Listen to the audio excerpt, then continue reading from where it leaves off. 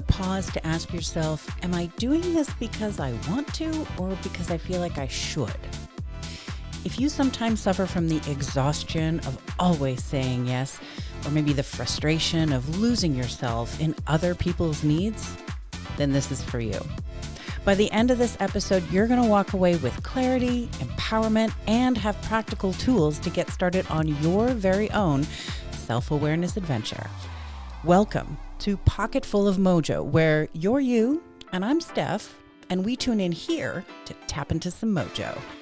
And if you're new here and asking, what's mojo? That's a fair question. You see, mojo is that feeling of unshakable confidence, that booming self-worth, like you're an unstoppable force of nature. And I'm here to show you how you can have that feeling every single day. You see, I think I've cracked the code to being happy. I'm happy all the freaking time. Almost every day, usually most of the day, possibly to an annoying degree. But hey, I wasn't always this way. Not to flex, but I have had multiple breakdowns on multiple continents and in 2 languages. Look, 3 years ago, my life, dumpster fire. But now, I'm better than I've ever been. How? Well, by paying attention and living with more intention. And I've created this self-love first aid kit, and it's full of amazing tools that help me level up my life and navigate life with that main character energy. And I'm not here to gatekeep. In fact, I'm on a mission to help you tap into your best stuff and remember that you have everything that you need to live your life on your own terms. In today's episode, we're going to be discussing how self-awareness is the foundation of any transformation. We're going to learn how to identify if you're people-pleasing, understand your core values, and how to reconnect with your real self so you can break free from the cycle of overgiving and start living a life that feels aligned, fulfilling, and empowering. So settle in. We're here for some positive change, so let's dig in to where your mojo meets the road.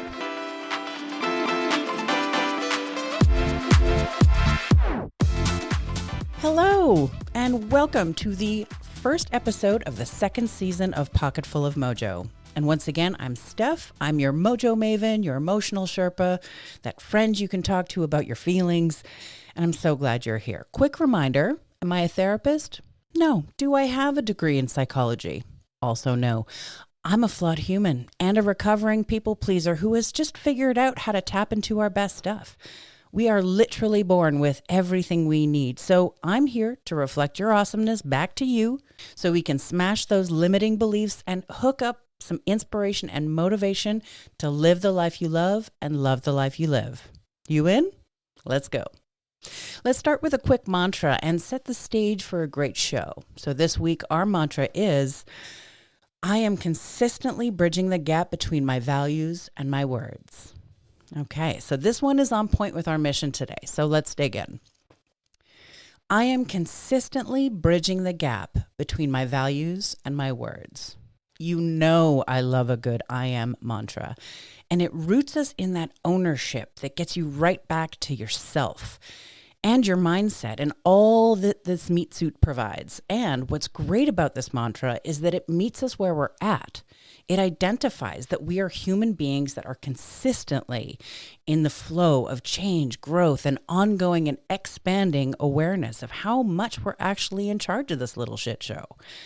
It acknowledges that we are flawed, imperfect people, that with a little bit of grace and a whole lot of mojo can be empowered to live in alignment with who we really want to be. Because what we know is that when there's a gap between who we are and what we say or do, there's a disconnect. And this mantra helps us remember that with that added awareness, we can live a life of more peace, ease, and confidence when we reduce that gap. I am consistently bridging the gap between my values and my words. Look, we've all said yes to something that we didn't want to do for plenty of reasons. To keep the peace, to get it done right, obligation, or maybe we said yes to curry favor or make someone like us. Been there. But the thing of that is that it takes more from your cup than it fills. We try and convince ourselves that we do it because we're nice people and we're good people. But I'm here to tell you that good people, nice people, know how to say no to things they don't want to do, to things they don't feel like doing, to things that don't serve them. Happens all the time. Just look around. So when we have this new awareness, we can identify the times that there's a gap between what we want and what we say or do. Then we can stand a much better chance of getting back on track and in alignment with what we know to be good for us, true to us, and tune into who we want to be. I am consistently bridging the gap between my values and my words. Well, how are we going to know if we've bridged the gap? Well, by keeping this mantra close by and repeating it every time we think we're floating off course, you're going to start to feel a shift, a little wee boost of empowerment, an aha moment where you're going to catch yourself about to say yes to something you don't want to do. But this time you check in with yourself and you say, oh, this is what Steph was talking about. You're bridging the gap. We're going to unpack this a little further, so let's settle in and get tuned in, tapped in, and turned on. I am consistently bridging the gap between my values and my words.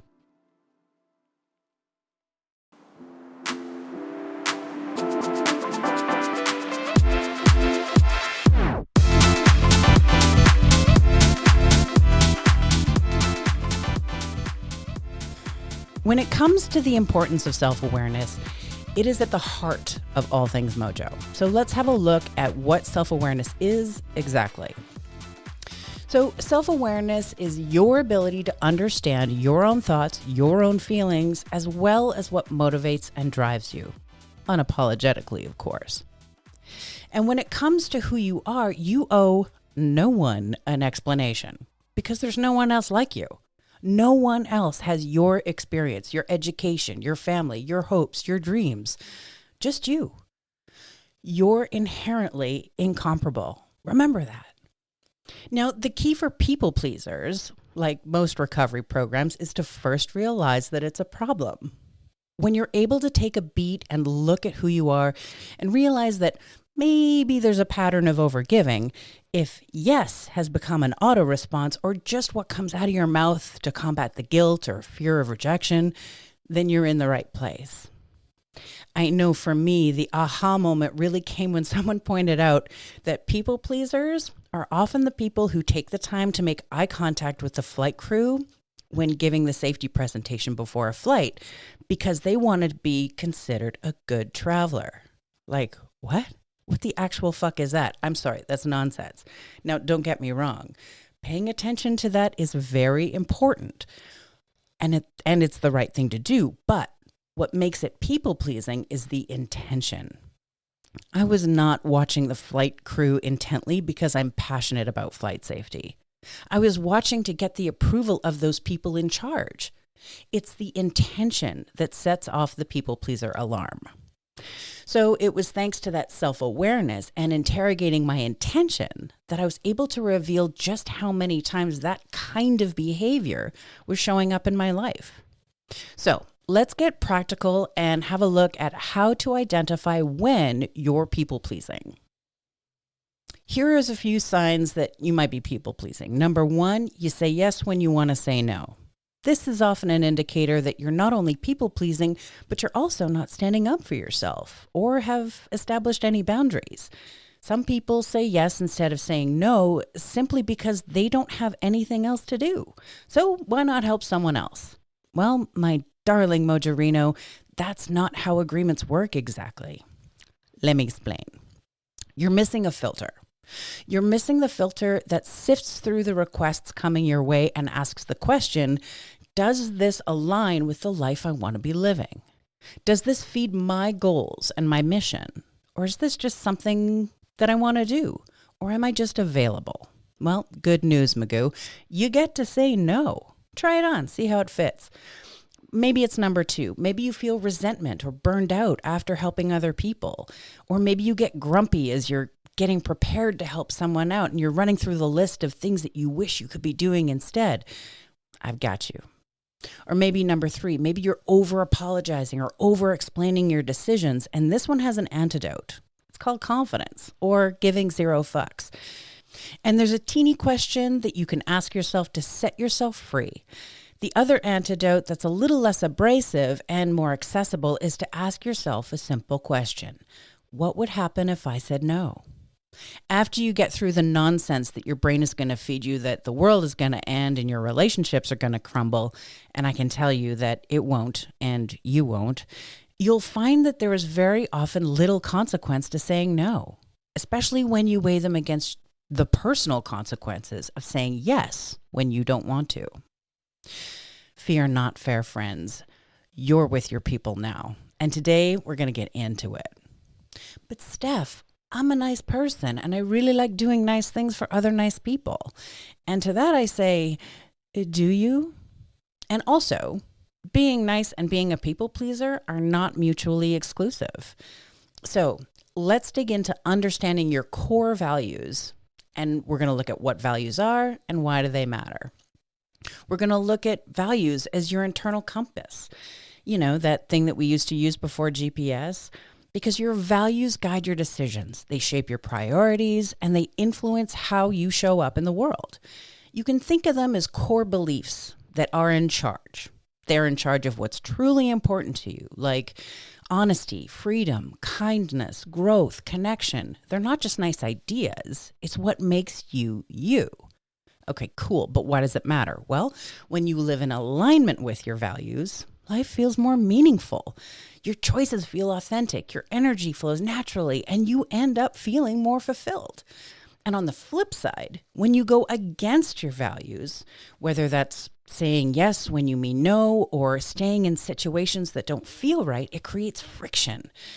That's when you feel stuck, stressed, or out of sync with yourself. Look, values matter because they help you stay true to who you are, even when life gets messy. They give you clarity when you have to make a tough decision, and they show you where your boundaries should be and remind you what's worth your time and energy and what's not. Most importantly, they connect you to a life that feels right, not for everybody else, but for you. Living to tune into your values isn't just about being happy. It's about being whole. You gotta first know what your values are in order to honor them. And only then can you unlock a life that feels grounded, powerful, and 100% authentic. And who doesn't want that?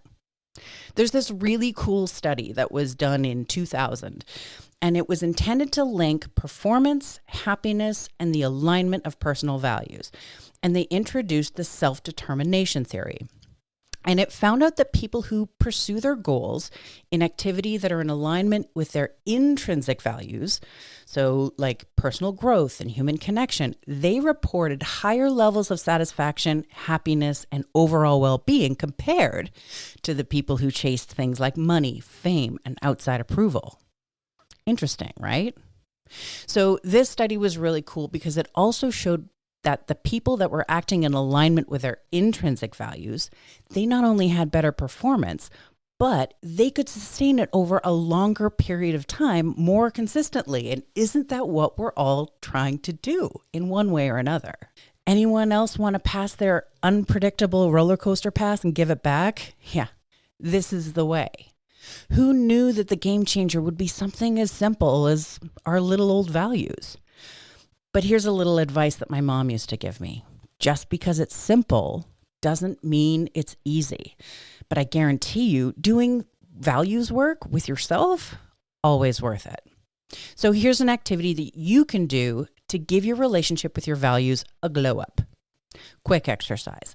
Think about a time that you felt really fulfilled. What values were at play? I think about it when I'm traveling. So it's my independence, my freedom, my sense of adventure, my sense of play. And it's all in full force when I'm in my happy nomad world. And with every yin, there's a yang, right? So be sure to do part 2. Think of a time when you were frustrated or conflicted. What values were being violated? Now, this makes me think of any time there's like a double standard or hypocrisy. And I'm a woman in the 21st century, so it happens more often than I'd like. But it's my value for justice and fairness that gets trampled on when those things happen, and it's not cute. So how do we protect our values? Boundaries, babes. But that's another podcast for another day. So when it comes to reconnecting with our authentic self, Now that we know that people pleasing disconnects us from who we really are, we get to pivot. And now we get to take the time to reconnect with our real self. So here's a few tips on how to do it.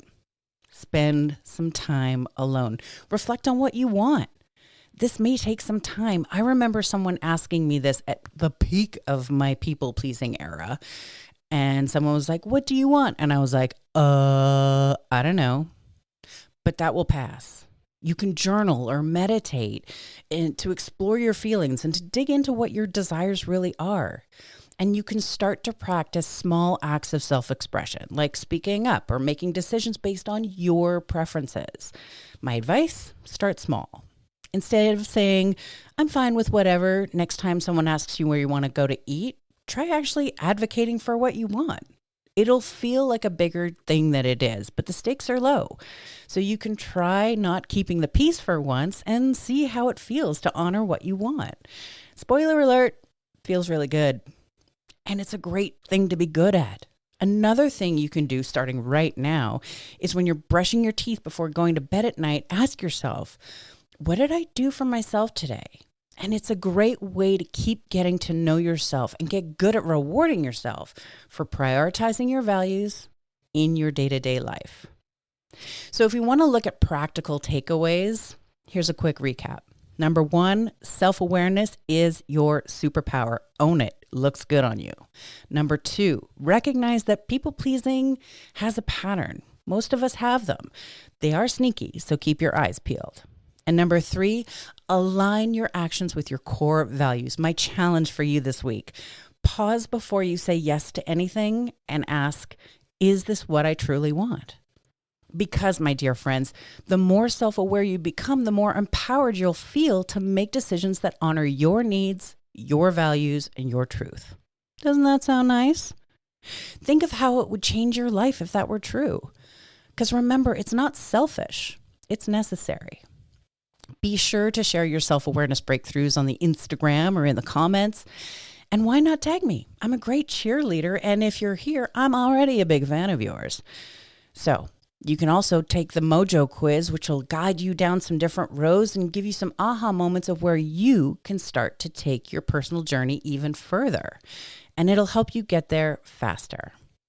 And if you want to know more about Mojo, have I got something for you? Today is brought to you by Mojo Gummies. These things have been a game changer for my multi-passionate brain to actually get things done and feel good doing it. My friend turned me on to them as a substitute for Adderall. So my neurodivergent and neurospicy friends out there, these are for you. They are natural. They are delicious. They are affordable. They are vegan friendly. And most of all, they are effective. I feel focused, undistracted, and it helps me tune into what? My mojo. So check out the show notes. You'll get your very own 15% off code. And don't worry, their customer service is amazing too. Thank you so much for tuning in today. And remember, wherever you are on your Mojo journey, you're not alone. You've got everything you need and you're doing great. So be sure to tune in next week when we add a very powerful tool to our toolbox. And I'm talking about boundaries, baby. Now that we have our values aligned, we got to know how to protect them. So we're going to dig into that next week. So you know what to do. You're going to like, share, subscribe, comment, because that's all good for Juju. And be sure to come find me on the Instagram where there's lots of cool links here or in the show notes. So browse to your heart's content. Don't forget to click that 15% off code if you are ready to shake the brain fog and stepped into your productivity era. Get yourself some of those Mojo gummies. So that's it for today. Thank you so much for tuning in. Be sure to come back next week and share this with all your friends who may be somewhere on that people-pleasing spectrum. But until next time, stay classy, stay kind, and put love in everything you do. Ciao for now. Mwah.